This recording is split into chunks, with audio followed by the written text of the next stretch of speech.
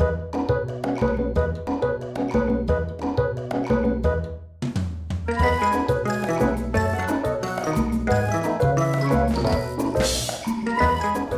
my name is Jinlun Yang. I am the National Ambassador for Young People's Literature, and I am here today with YA superstar author Patrick Ness.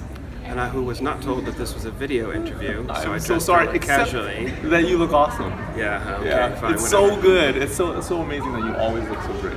Okay, keep going. All right. Well, you've got a lot of amazing things happening. So that looked really bossy, didn't it? I went over and I was just like, it's a media center, you should be quiet. That's what I'm saying. Carry on, G. So you have a lot of amazing things going on in your life. Number one is you have a movie coming out early next year. I do. Based on one of your novels. I do. So tell me what that's like. It's good. Is it That's crazy? Really cool. It's really cool. Everything's kind of crazy though, because I mean, for me, holding the first book I wrote in my hand was the crazy thing. That's what I was going to ask you. Yeah, that's the crazy thing. Everything after that is sort of kind of cake, really. That's the thing I always wanted, and everything after I just sort of laugh at. Okay. Take the right degree of seriousness, but yeah, I mean, it's really, really amazing. But I'm not too phased by it. I still worry about books when I write them. I'm still the same person. It's really great. It's fantastic. I love it. Yeah. So you still struggle with that's what I found too. It doesn't matter how long you've been doing it. That self-doubt never goes away. I don't think it should, because I think if you get complacent, you start writing lazy books. And I think the books that irritate me the most are when I think the author's been taking his readership for granted. Because it's such a privilege just to write a book. What time do you? Or am I talking to camera? Both. It's such a privilege to still write a book. It's such a privilege to write a book that to take it for granted is really irritating to me. Yeah. So, so I think it's best that I worry about every book. I mean, it's not fun, but at least it means I'm honest. It keeps me paying attention. Yeah. So you're saying, like, I wanted to ask you to compare what it felt like to hold your first book in your hands and what it felt like to see a movie a book is entirely mine. So yeah, that's kind of like holding a baby. I mean, it's not really. It's such a specious comparison. It's not really anything like that at all, I'm sure. But it's mine, and the movie is partly mine. We've collaborated, and it's great, and I'm so proud of it. But I feel like part of a really great team. The book is just mine. So they're both great. Different, but they're both great. And I consider myself a novelist, always. So, So let's talk about your latest novel, which will debut in just a few days. On paperback. In paperback, that's right. In paperback, yes. Called The Rest of Us Just Live Here. Yes, I have complicated titles. I don't blame you for having Which I loved. Now I have to say that this felt like a book by a pop culture geek for pop culture geeks. Well, it was maybe. I mean, I never like a label like that, but it's when all writers are noticers. That's why we write. You sit at the back of the class noticing, and then making the kid in front of you laugh so they get in trouble. That's what I always did. And so if you're constantly writing, if you're constantly noticing, you're going to notice stuff that goes on. And so I noticed, as a lot of people have, the chosen one narrative, how important it is, and it is very important. I would never long may the chosen one narrative live. It exists for a reason. It tells you why you feel the way you do when you're a teenager, and that's only a good thing. But there's so many that I began to wonder, what about the kid who never even felt like that kid? Or what if you had to go to school with the chosen ones, but weren't the chosen ones? And wouldn't that be really irritating? And so it was kind of that, and there were lots of. I mean, I am and was a huge Buffy fan, and so there's a bit of that. What if you went to Sunnydale, but weren't even Xander? You were just a nameless extra who got flattened by the giant snake. And what would that be like? So that's fun. And the thing is, the challenge is you have a funny idea, and then can you still make it moving? Can you still make it about something real and important amidst all the funniness? That's the big challenge. And I think you did. I think you totally did. Because I think you took a really fun and almost gimmicky concept and you pulled out something deep, which I thought was amazing. I think the other thing amazing about that book is that you were able to you have a pretty diverse cast and it feels natural. Yeah. Well, I mean, it's that's the thing that I've always. I think you can tell when people are not doing it for the right reasons. You know, when you're sort of shoeboxing people in, and I think that gets in the way of a story. But I think what I've always thought about that is that if you are purporting to reflect reality, and your characters don't look like the world, then you're not telling the truth. Yeah. And all you have to do is really open your eyes and look around you. I mean, I have 7 nieces and nephews on my side of my family, and I have 4 on my husband's side of the family. Wow. And on my side of the family, 5 of the 7 are black. On my husband's side, 2 of the 4 are Muslim. And that's not an abnormal family. Yeah. At all. And so I mean, if you can't even open your eyes that much. So for me, it's just about reflecting the world you see.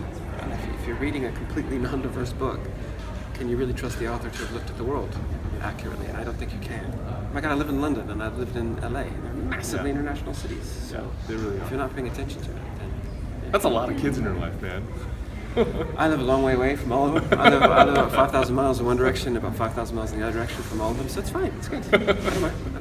Well, speaking of kids, I actually wanted to ask you, what were you like as a kid?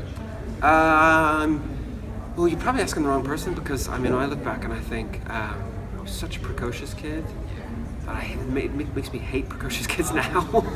I was that horrible kid who I always wanted to talk to the adults and I wanted to impress with all the big words I knew. Don't slap your kids. But I mean, it's taken a long time to really look back at him with compassion because I was a really, really anxious kid too. And so to look back and think, gosh, it could have been easier. It would have been nice if I could have tell him now what I know. And so yeah, I mean, I was a bright, kind of anxious, worried. Yeah, but it gets better. And how did books play into that? That makes it sound like how did books cause your anxiety? Oh yeah, that's not what it meant. I know. How did books help? Well, books with are that? always books. I mean, books are the escape, aren't they? Books are the. You know, I mean, I lived in a really little suburb of south of Seattle, and you know, there's nothing particularly bad happening, but I just felt like I didn't belong there. I didn't belong in my family. I didn't belong in the neighborhood, and I think that's not an uncommon feeling. And books just are a way to. They do so much. They offer you another life. They offer you another point of view. They offer you. I don't know. I think the great things books do is they give you a possibility. They say this is theoretically possible, and even if it's a sad book, you at least are being told you're not alone in the things you feel. So they make the world larger. And as a kid, your world is so small. I was hungry for it to be bigger. So I would say that. That's the soundbite of this whole interview. Boom. Books make the world larger. They do. That's awesome. Can you give some recommendations based on what books affected you when you were a kid? I remember the very first book that I read was Richard Scarry's Storybook Dictionary. I mean, it was really long. Classic. That's sort of where symbols became letters and letters became words. I was reading. And also, you know, the worm that drove the car. And Yeah. I love that worm. And the dog butcher. And you think, well, if this is an animal world, what are they butchering? Yeah. What nightmare is going on there? But so that was my very first real special place in my heart, that book. And I also read. It's that weird thing about I never want to generalize, but it's that weird thing that boys like box sets. Why is that? Why is that? I loved them. They just look pretty on the shelf. They do. And so I read all of them, and I hated Narnia. I cannot stand Narnia. To this day, I hate Narnia. I think it's mean-spirited and ungenerous. I read Lord of the Rings, and a little bit bored by it, and had a weird loving for, still do, for Little House on the Prairie. You know, I wanted, especially the long winter, I wanted to be trapped in a blizzard more than anything. We didn't get blizzards in Seattle, and so I really, really loved those. But I remember, and I read here and there. I read Daniel Pinkwater a lot because it was so weird, and I read Susan Cooper. But I remember Always in a box set. always in a box set, and I remember the one book that was really transformative was The Westing Game by Alan Rankin, because one, it's a really clever book. And it makes you feel clever when you're young and you're reading it, if you can solve the mystery and so on. But it was the first book that I remember genuinely thinking, this is for me.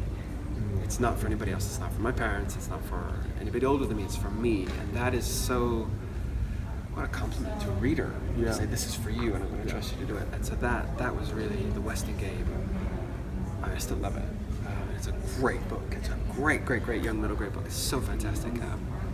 But it felt like here is literature is available for you. And that I thought, maybe I could write it, you know. And so I would say that.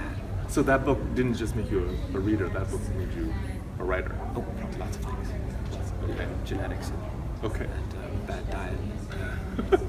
And anxiety. A miserable, I feel like there's anxiety and a fairly miserable Yeah. disposition and antisocial tendencies. That seems like a prerequisite, like self-doubt and anxiety. Almost every watch. storyteller We watch. has that, right? Yeah. And I think we need to rearrange the world. I think we need to make it fit so we can live in it. And so what better way than to tell a there story? you go. There you go. I always say that we invented religion to handle our fear of death, and we invented comedy to handle our fear of life. That's my little There's comment another there.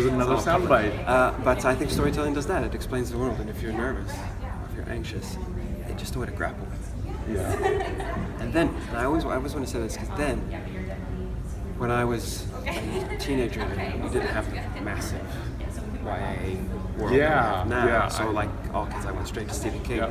But I'm a really big believer in reading inappropriate books. Reach up a little, Yeah. and maybe you'll be shocked. When I was 14, I saw Edward. It was Kenneth Millard last night talking about reading "I Know Why the Caged Bird Sings" at 12 and not understanding it. I read The Color Purple when I was, I think, 13. Wow. That's an eye-opener, What- boys and girls. What percentage? What percentage of that book you think Did I understand? did you actually get? Maybe 60. I got the main story. Which is just enough. It's just about enough. Yeah. Yeah. But I was this weird, worried little suburban gay kid, and here's this incredible feminist slave narrative told in letters. So it was like an explosion of form for one thing. I thought, you can do a book like this. Yeah. And what a talk about showing me a world that I would never have experienced otherwise. I didn't get part of it because I was far too young. Yeah. Lots of questions that I wasn't going to ask any adult. But I'm a big fan of give it a try. Yeah. Yeah. I'm fine. We always say kids shouldn't read this, but then we all did, Yeah. and we're fine. Yeah. I'm genuinely Yeah. fine. So yeah, I would say that. Yeah, we're about as fine as anybody else. Yeah, we're fine, Gene. Yeah. Well, on that note, Cool. we just. I would say this. I'm going to end with this advice. If you struggle with anxiety and self-doubt, maybe writing is for you. Maybe it is. Well, thank you. Thank you so much Thanks, for Gene. taking the time. Great to see you. Yeah, great Really to see great you to see too. you. Really Thank great you. to see you. Thank you.